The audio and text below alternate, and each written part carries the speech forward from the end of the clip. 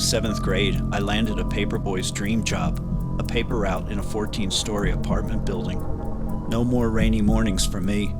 My papers were always waiting for me, warm and dry, in the lobby. All I had to do was put them in a shopping cart and I was good to go. I even had a key for the service elevator. I got in the habit of heading up to the roof after I finished my route. The view was awesome. On winter mornings, I could watch the sunrise. Now, I am afraid of heights, and this roof was actually flat all the way to the edge. There was no wall, barrier, or bump to warn you or prevent you from stepping off the edge and plummeting 14 stories. That fascinated me. I could sit cross-legged close to the edge, but dangling my feet over the edge paralyzed me with fear. One morning I was sitting there when the door to the roof suddenly opened. I jumped to my feet. There was a man standing there. As he stepped out onto the roof, I noticed he was wearing an army jacket, dirty jeans, and work boots. It was the middle of July, hot and humid even at that hour. I was in shorts and a t-shirt, but I just assumed he was maintenance, and I started walking towards the door, mumbling some excuse for being there.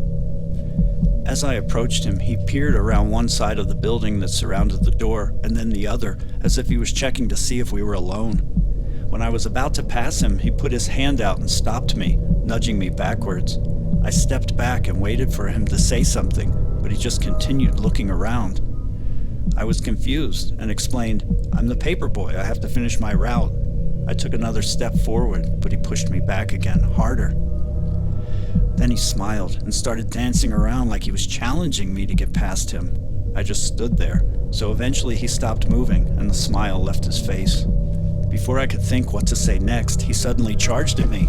He wrapped his arms around me and started to drag me towards the edge of the roof. He tried to pick me up, but I was just tall enough to dig my heels into the ground and twist out of his grasp.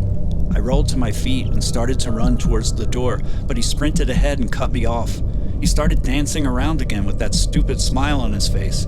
I screamed, "What's your problem? I'm leaving!" But my voice was cracking. I could hardly breathe. He charged at me again, but I ran away past the little building and farther down the roof. I looked around at the empty rooftop.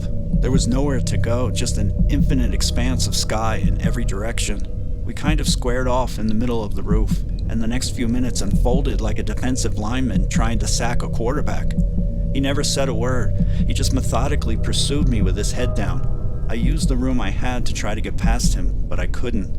I was faster than he was, and I had the motivation to keep him from getting within arm's length, but he used the edges of the roof to keep me in front of him, and I was slowly running out of roof behind me.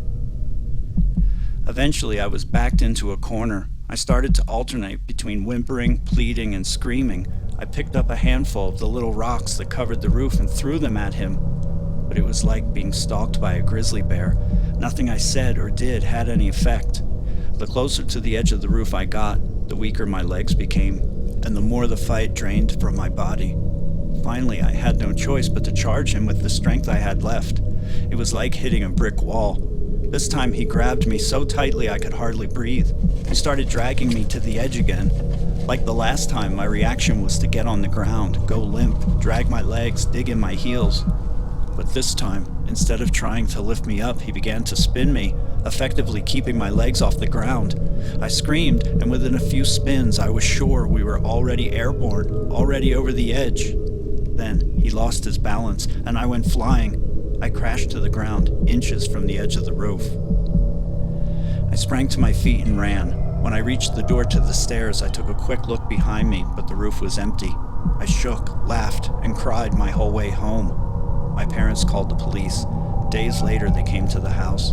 A woman who lived on the 14th floor returned home to find a man living in her apartment. The railing on the balcony had been damaged. He fell one story onto that railing. When she confronted him, he put on his army jacket and left.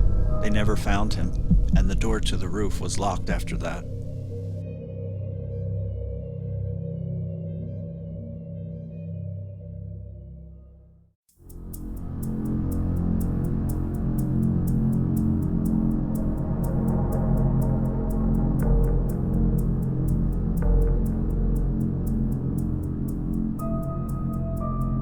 This story took place one night when I was babysitting for my dad's best friend, George. George and his wife had a 1-year-old baby daughter named Emma, who was the happiest baby ever. I was an 8th grade boy, so it might seem strange that they would entrust me with their 1-year-old, but they knew me, and this was an easy gig. Emma slept from 8 p.m. to 6 a.m. every night. All I had to do was watch TV in their sunroom and listen to the baby monitor. I never had any problems.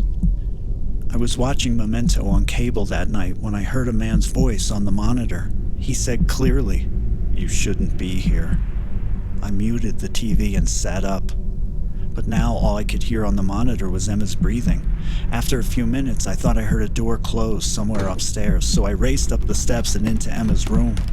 She was sleeping like, well, Emma.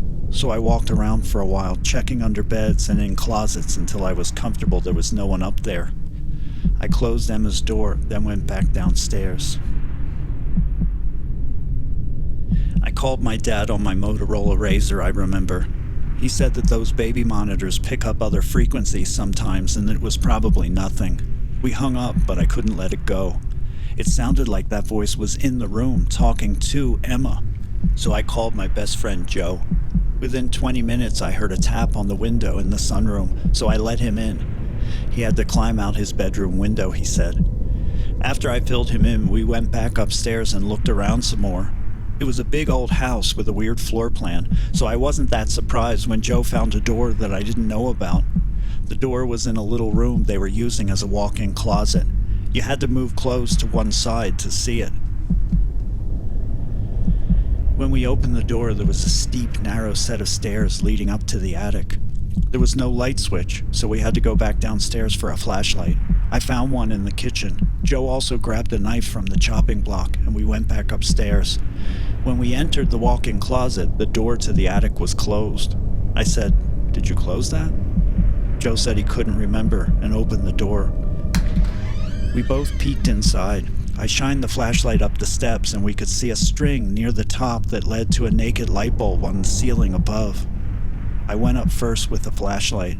When I reached the string, I pulled on it, but the light didn't come on. Then we stepped into the room. It was a creepy old attic, filled with lots of junk and boxes. The flashlight threw a lot of weird shadows on the walls, which made it extra creepy. I was ready to get out of there when I heard one of the boxes at the far end of the room start to shake. I shined the flashlight on it, and it was kind of vibrating. I said, "Joe, that box," and pointed, but he was already looking. The box was now loudly shaking back and forth. Then another voice started mocking me. "Joe, Joe." Then the box flew across the room, and a man stood up. He screamed at me, "You leave him alone, you're always talking." But before he even finished the sentence, Joe and I were scrambling for the steps, yelling and tripping over each other. The man ran after us, his steps pounding loudly on the floor. At the bottom of the stairs, we pulled the door closed and hesitated for a millisecond, not sure what to do. Then the man fell down the entire flight of stairs with a huge crash, and suddenly he was right there. We had no choice but to hold the door closed. Joe grabbed the doorknob and I reached under the door. The man started pounding right away, saying, "Joe, she shouldn't be here, Joe. You understand? You understand, Joe?" Then he started sobbing. "Joey, Joey." I held the door with one hand and called my dad, and he called 911. The three of us were all in the same position around the attic door when the police entered the room. The man must have had a little brother named Joey, and he was obviously dealing with mental health issues. He told the police that he thought George and his wife had stolen Emma. He was living in their attic for over a week. He was planning on returning Emma to her actual parents soon, he said. Emma is graduating from high school in the fall. I always feel proud when she tells people Joe and I saved her life.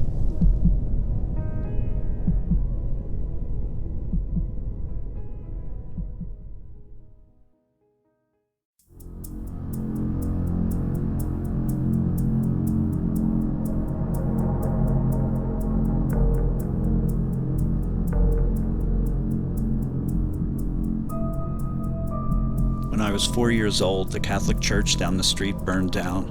It happened the week before Halloween in the middle of the night. I have memories of the neighborhood glowing red and a ceiling of black smoke hanging over all the people in their jammies watching the fire from the street. I learned later that the body of the man who started the fire was found in the wreckage. The rebuilt church was finished 2 years later. When I was in 5th grade, a few friends from the neighborhood and I started sneaking into the old school building behind the new church. My friends and I went to the modern public school, so we were fascinated by the old building. It was a huge stone monster built in 1910, creepy even during the day. There was a window that was always open, and we would climb through it. The window faced the rectory where the priests lived. The rectory building was also creepy.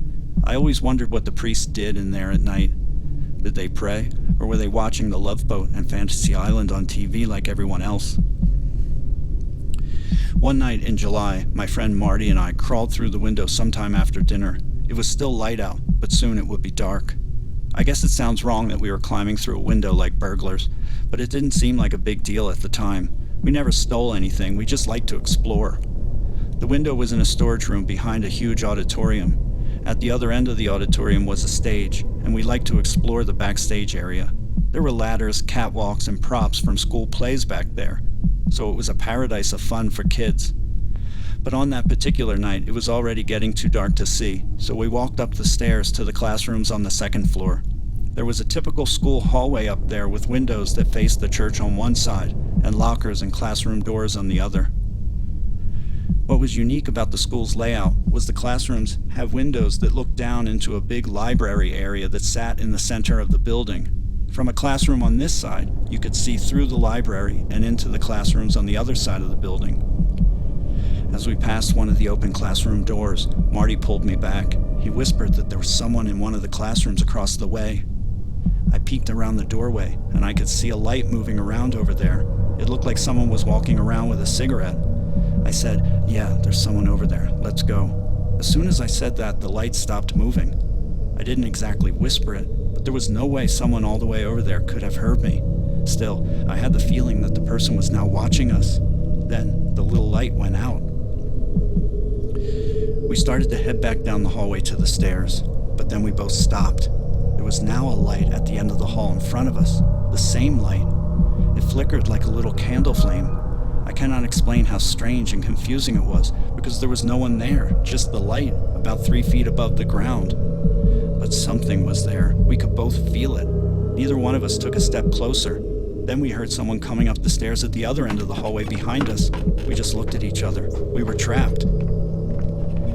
After an agonizingly long moment or two, the light dropped to the floor and went out.